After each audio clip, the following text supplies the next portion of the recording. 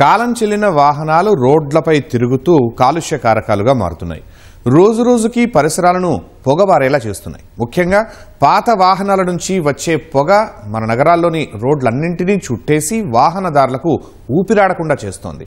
కండిషన్లో లేని వాహనాల వల్ల ఏ క్షణంలో ప్రమాదం జరుగుతుందో అనే భయం వాహనదారుల్లోనూ ఉంది. ఈ నేపథ్యంలో దేశ రాజధాని ఢిల్లీలో 15 ఏళ్లు పైబడిన వాహనాలకు ఇంధనం పోయొద్దని ప్రభుత్వం కీలక నిర్ణయం తీసుకుంది. తెలంగాణ సర్కారు సైతం అదే దిశగా ఆలోచన చేస్తోంది. పాత బండ్లు రోడ్లపై తిరగకుండా చేయడంతో పాటు వాటిని తుక్కుగా మార్చాలనే ఉద్దేశంతో తుక్కు విధానంపై కొత్త పాలసీ తీసుకొచ్చింది. మరి ఈ విధానంతో వాహనదారులకు కలిగే ప్రయోజనాలు ఏంటి? పాత వెహికల్స్ తక్కువగా తుక్కుగా మార్చేందుకు ఏం చేయాలి? ఆ విషయాలు ఇప్పుడు చూద్దాం.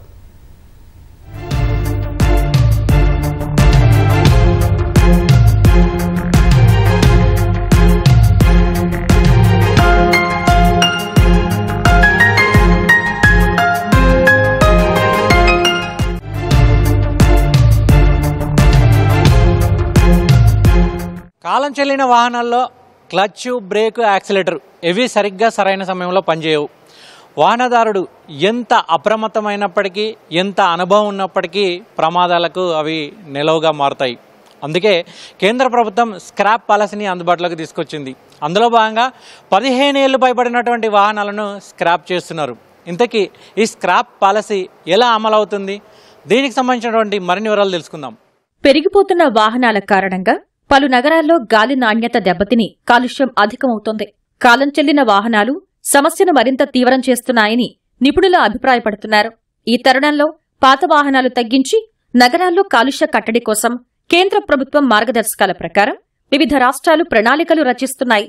దేశ రాజధానిలో కాలుష్యం తగ్గించేందుకు ఢిల్లీ ప్రభుత్వం ఇటీవలే కీలక నిర్ణయం తీసుకుంది. 15 ఏళ్ల పైబడిన వాహనాలకు పెట్రోల్ పంపుల్లో ఇంధనం నింపొద్దని స్పష్టం చేసింది. ఈ నెల 31 నుంచి ఆ నిర్ణయం అమలు చేయనుంది. 15 ఏళ్లు పైబడిన వాహనాలు గుర్తించేందుకు పెట్రోల్ పంపుల వద్ద ఎలక్ట్రానిక్ గ్యాడ్జెట్లు ఏర్పాటు చేయనున్నట్లు తెలుస్తోంది. అందులో భాగంగానే ఢిల్లీ పర్యావరణ శాఖ మంత్రి మంజిందర్ సింగ్ ఇటీవల అధికారులతో సమీక్షా సమావేశం నిర్వహించారు. పాత వాహనాలపై ఆంక్షలు, యాంటీ స్మోక్ చర్యలు, దశలవారీగా ఎలక్ట్రిక్ బస్సులు తీసుకురావడంపై చర్చించినట్లు సమాచారం.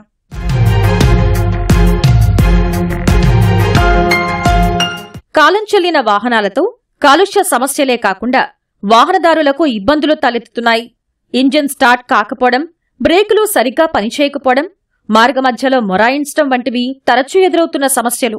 ముఖ్యంగా హైదరాబాద్ వంటి నగరాల్లో ట్రాఫిక్ కి తట్టుకుని పాత వాహనంపై గమ్యాన్ని చేరుకోవడం ఎంత కష్టమో ప్రత్యేకంగా చెప్పనవసరం లేదు. దీనికి తోడు భారీగా ఇంధనం ఖర్చవుతోంది. వాటి నుంచి వెలువడే పొగతో సదరు ప్రయాణికులు ఇబ్బంది పడుతున్నారు. గాలి నాణ్యత క్రమంగా క్షీణిస్తోంది.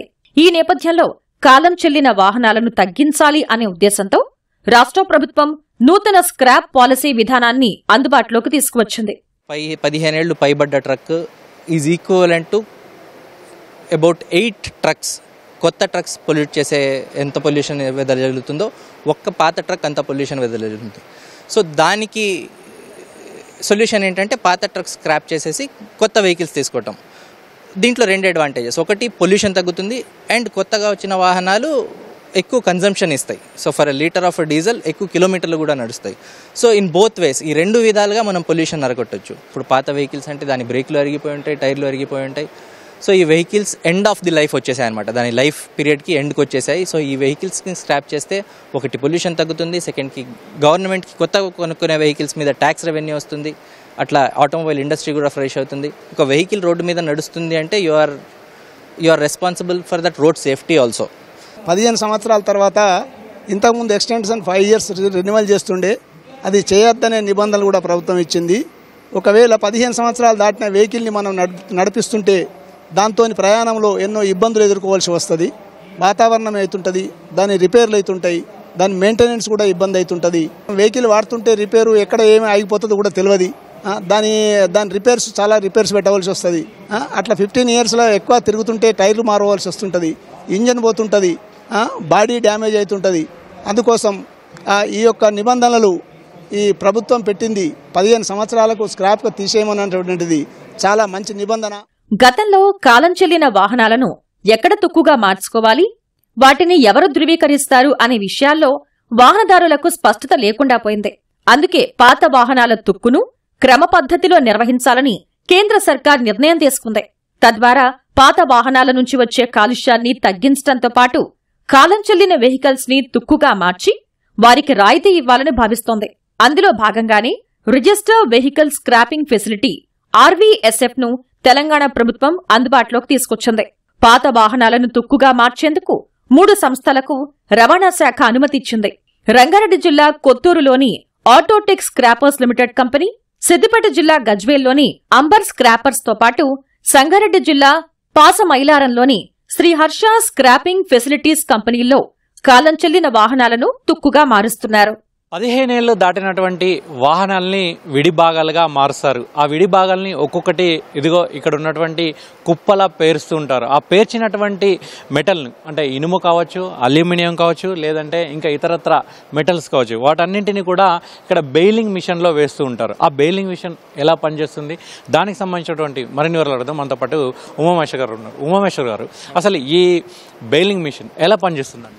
నమస్తే అండి. 10 సంవత్సరాలు దాటిన ఏ వాహనానికైనా కూడా ప్రభుత్వ నిబంధనల మేరకు మనం అన్ని దీనిని విడిభాగాలుగా తయారు చేసి ఏ మెటల్కి సంబంధించినది అంటే ఇనుము సంబంధించింది ఇనుముకి, అల్యూమినియంకి, గ్లాస్ కానీ, ఫైబర్ కానీ, ప్లాస్టిక్ కానీ, టైర్కి సంబంధించిన ఏ రబ్బర్ ఇతర వస్తువులైనా కానీ విడివిడిగా దాన్ని సపరేట్ చేసి ఏ రకమైన ఆయిల్ కానీ స్పిల్ఓవర్ లేకుండా, గ్రీస్ స్పిల్ఓవర్ లేకుండా వీటిని విడిభాగాలుగా చేసి మనం వెనక్కి చూస్తున్న ఈ మిషన్ ఎలాగైతే ఉందో వాటిలోకి ఆ హాపర్లోకి మనము ఈ విడిభాగాలన్నీ వేసి ఆ హాపర్ పైకి వెళ్ళి మెయిన్ ఛాంబర్లోకి మెటీరియల్ అంతా పడిపోతుందండి. పడిన తర్వాత మీరు ఎలాగైతే అది బెడ్ లాగా చూస్తున్నారు కదా, అది వచ్చి కిందికి వెళ్ళి కంప్రెస్ చేస్తుంది.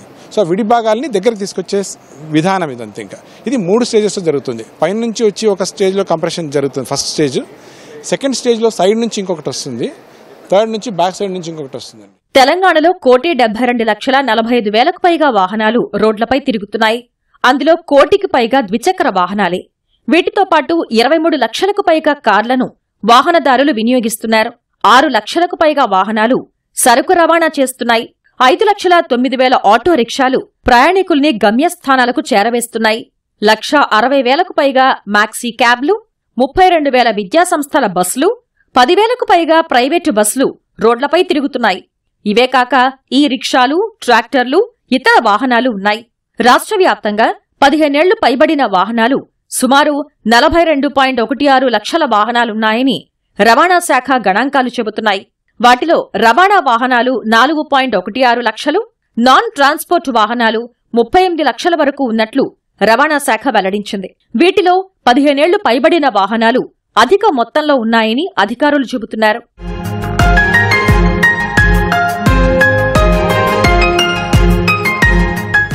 కాలం చెల్లిన వాహనాల్లో హైదరాబాద్, రంగారెడ్డి, మేడ్చల్ జిల్లాల్లోనే సుమారు 24 లక్షలకు పైచిలుకు వాహనాలున్నాయని రవాణా శాఖ అధికారులు చెబుతున్నారు. జీహెచ్ఎంసీ పరిధిలోనే కాలం చెల్లిన వాహనాలు అధిక మొత్తంలో తిరుగుతూ నగరాన్ని ఉక్కిరిబిక్కిరి చేస్తున్నాయి. ఈ నేపథ్యంలో పాత వాహనాల నుంచి వచ్చే కాలుష్యాన్ని తగ్గించేందుకు రవాణా శాఖ భారీగా గ్రీన్ ట్యాక్స్ పెంచింది.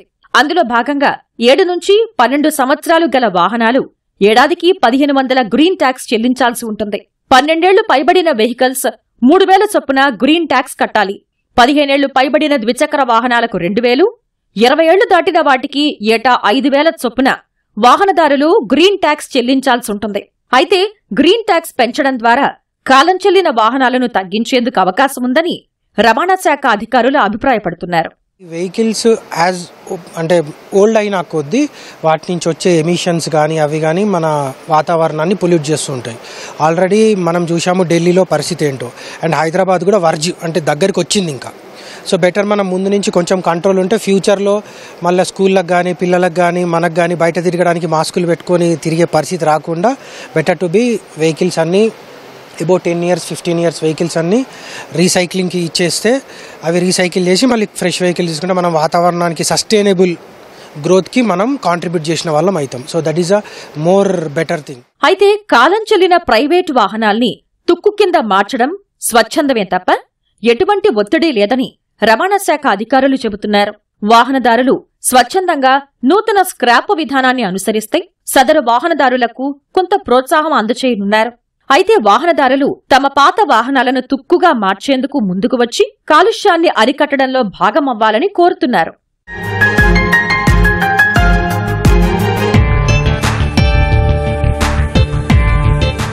కాలుష్యాన్ని తగ్గించడం, కాలం చెల్లిన వాహనాలను తుక్కుగా మార్చడం, ఇదే నూతన వెహికల్ స్క్రాప్ పాలసీ విధానం.